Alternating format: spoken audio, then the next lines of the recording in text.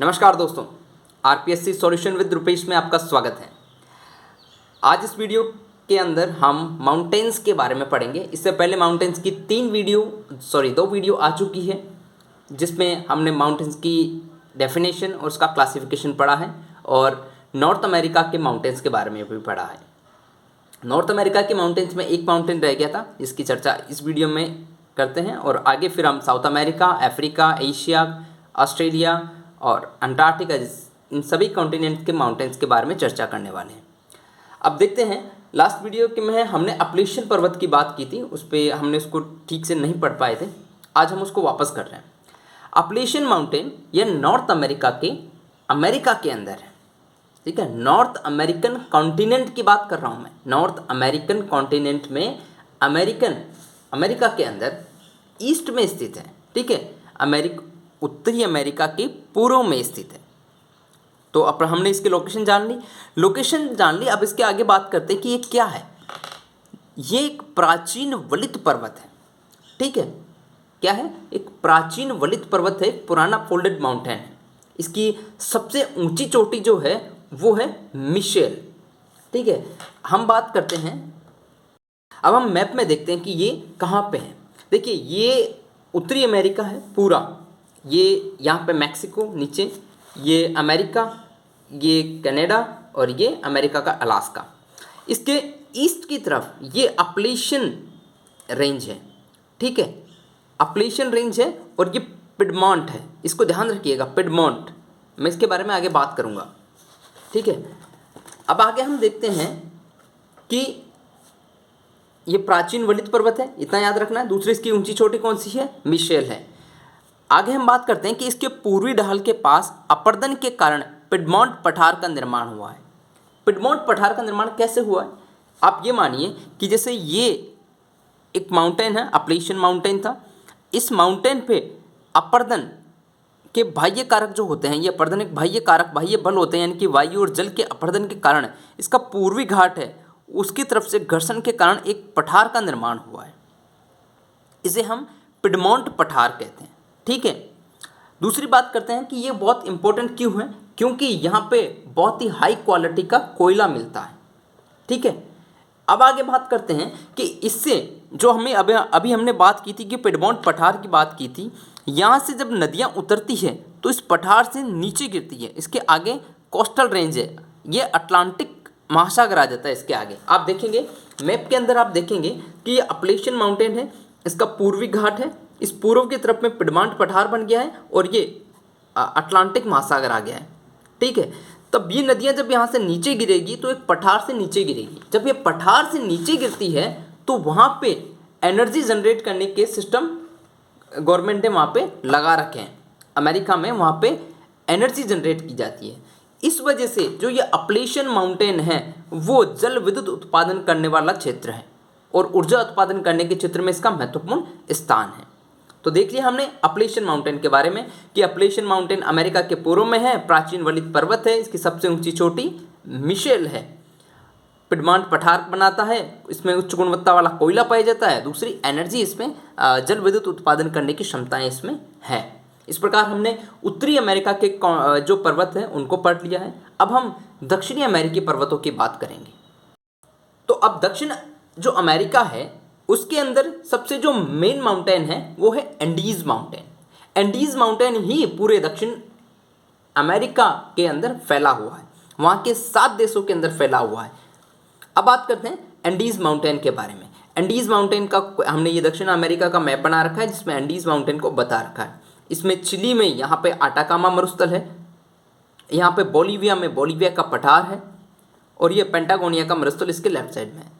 यहाँ से एक नदी निकलती है अमेजन, इसकी 2 सहायक नदियाँ, इसके अलावा नेग्रो और मेडीरा इसकी जो सहायक नदियाँ हैं वो भी यहीं से निकलती हैं। तो अब मैप देख लिया, अब इसके बारे में चर्चा करते हैं एंडीज पर्वत क्या है। तो देखिए, एंडीज पर्वत कहाँ है? दक्षिण अमेरिका के पश्चिमी भागों के अंदर, ठीक है। जो अभी हमने देखा कि उसके वेस्ट में था, दक्षिण अमेरिका जो बना हुआ था उसके वेस्ट में ये है, ठीक है। ये एक प्रकार का नवीन वलित पर्वत है। कौन सा है? नवीन वलित पर्वत है।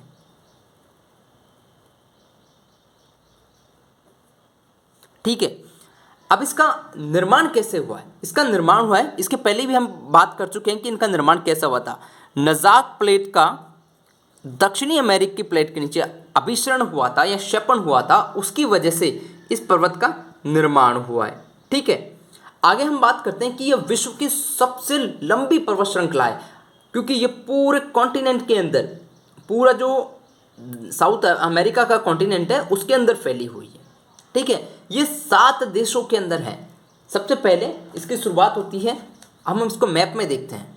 ये वेनेजुएला से स्टार्ट होता है, वेनेजुएला से स्टार्ट होके Colombia, Ecuador, Peru, Bolivia, Chile और अर्जेंटीना तक इसका विस्तार है, यहाँ तक। ठीक है, जो मैंने कहा था आटाकामा मरुस्थल, ये इस बेल्ट में है। यहाँ पे बोलिविया का पठार है। इस बोलिविया के पठार पे ही बोलिविया देश की राजधानी लापाज है, और ये टिटिकाका झील भी यहीं पे स्थित है। टिटिकाका झील विश्व की सबसे बड़ी मीठे पानी की झील है। ठीक है, जो पेरू और बोलिविया के बीच में है। ओके, ये इतनी बड़ी सीरीज है, 7 देशों के अंदर फैला हुआ है ये, तो सबसे बड़ा पर्वत श्रेणी है। ठीक है, यही हमने बात यहाँ की है। 7 देशों के नाम लिखे हैं, यहाँ इनकी राजधानियाँ हैं, जो आप एक बार देख लीजिएगा। ठीक है, अब हम बात करते हैं इस पर्वत श्रेणी की सबसे ऊंची चोटी की। इसकी सबसे ऊंची चोटी अकांकागुआ है, जो अर्जेंटीना के अंदर है।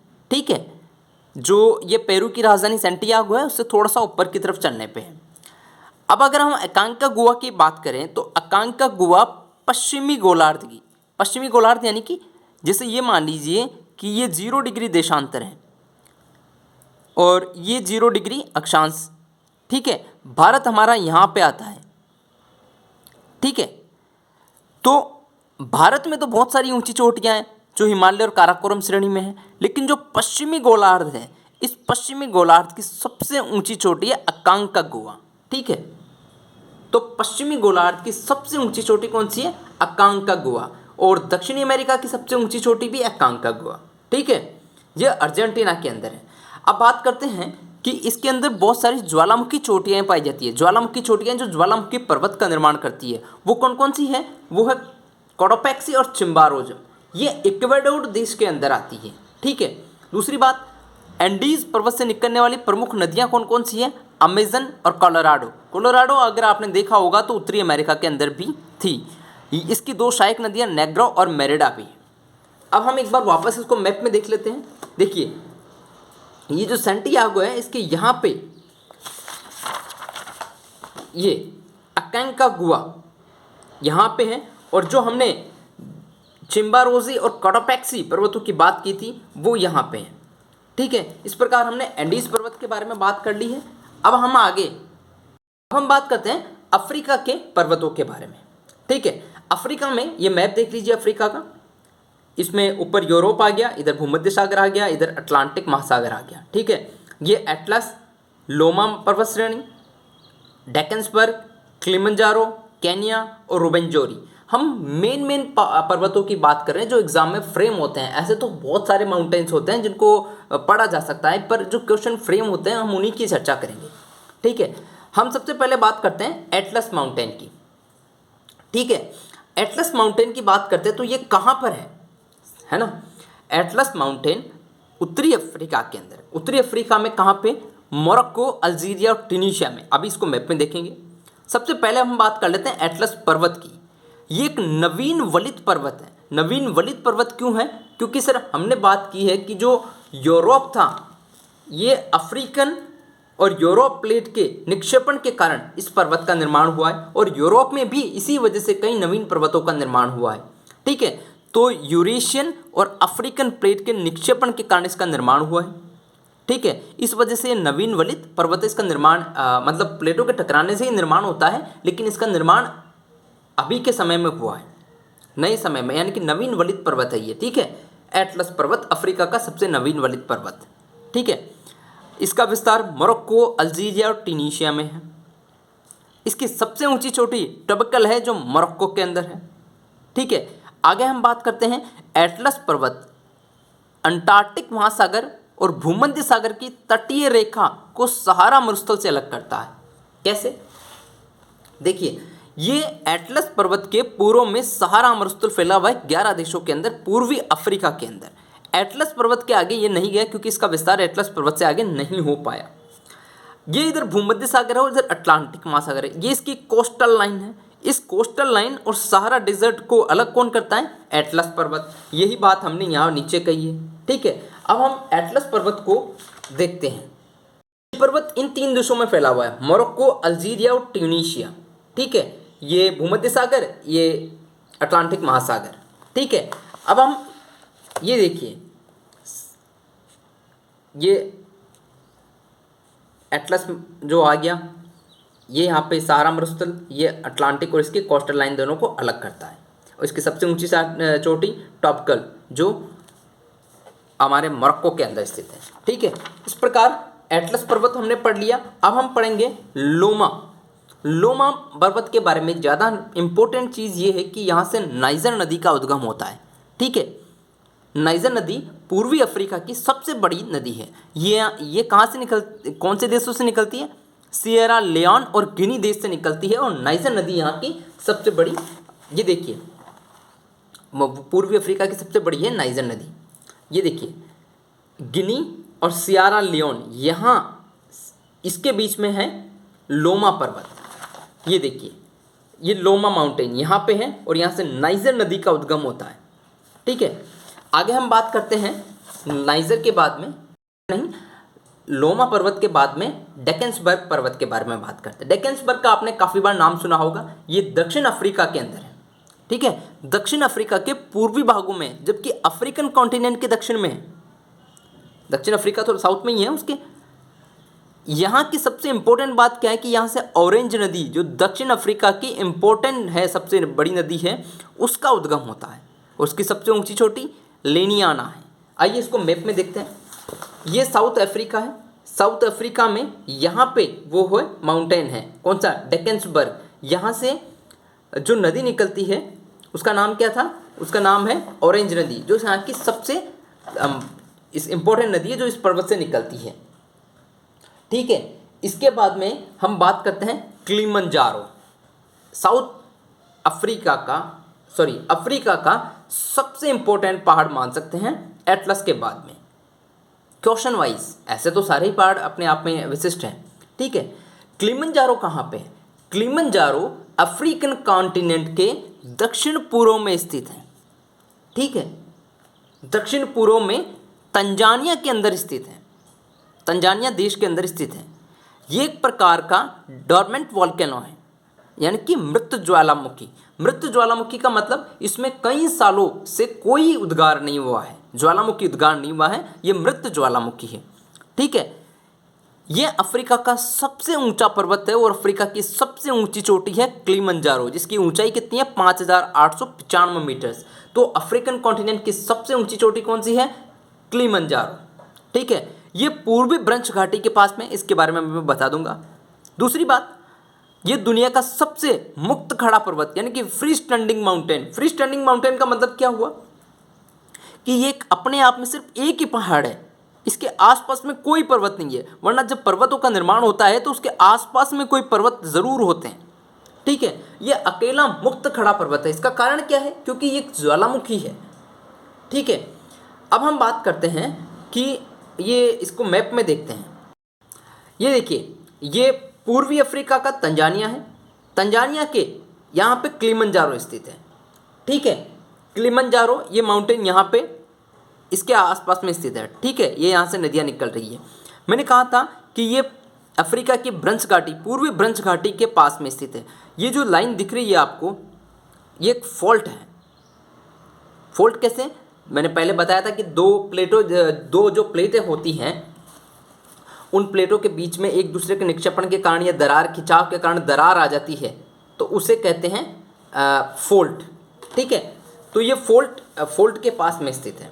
अब हम बात करते हैं केनिया माउंटेन की। केनिया माउंटेन के नाम से ही पता चल रहा है कि ये केनिया देश के अंदर है, ठीक है।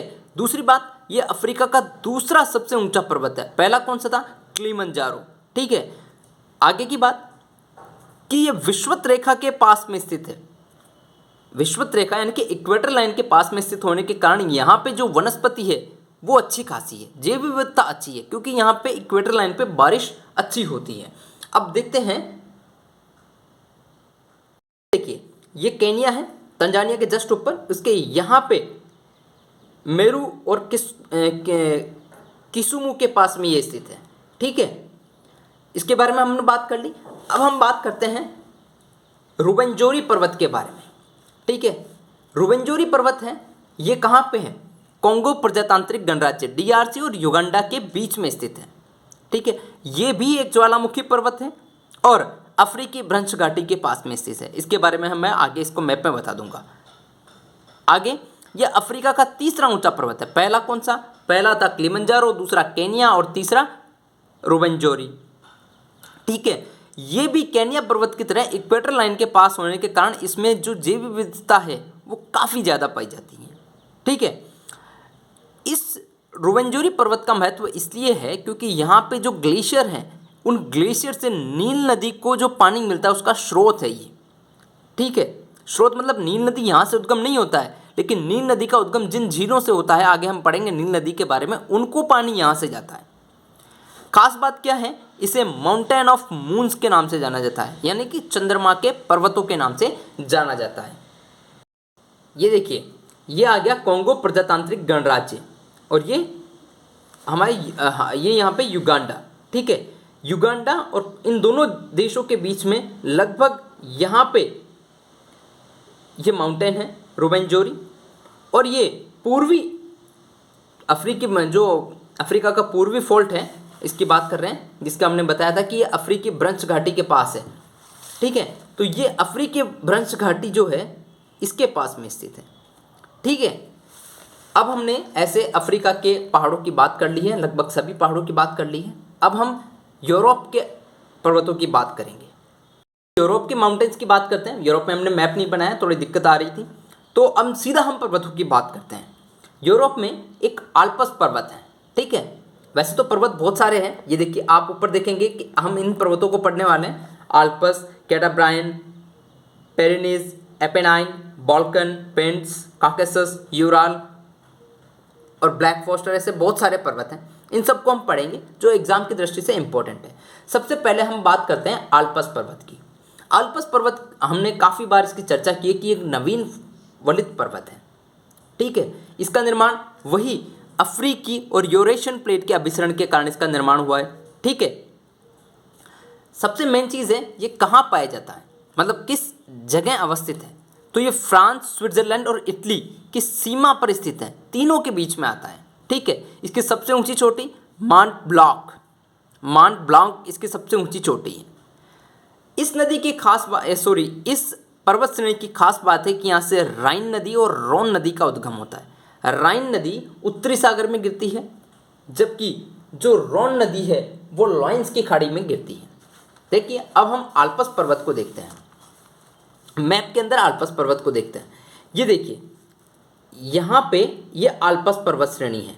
ठीक है, आल्प्स पर्वत श्रेणी है और ये यहाँ पे इसका जो फ्रांस आएगा, फ्रांस के बाद में यहाँ स्विट्ज़रलैंड, बर्न आ गया, बर्न उसकी राजधानी है, और ये यहाँ पे जो हमारा इटली है वो है। ठीक है, तो ये कहाँ है? फ्रांस, स्विट्जरलैंड और इटली के अंदर। आप एक बार मैप में ज़रूर देख लीजिएगा, इससे राइन और रोन नदी का उद्गम होता है। तो आल्प्स पर्वत के बारे में मोस्टली यही पूछा जाता है कि ये कहाँ पे है, तो यूरोप के अंदर है और वो नवीन वलित पर्वत है। ठीक है, किस प्लेट के टकराने से हुआ है ये आपने देख लिया कि यूरेशियन और अफ्रीकन प्लेट से हुआ है। दो यहाँ की इंपॉर्टेंट नदियाँ हैं।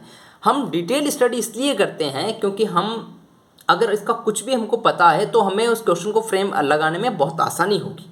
ठीक है, अब हम बात करते हैं आगे जो पर्वत है उसका नाम है कैटाब्राइन।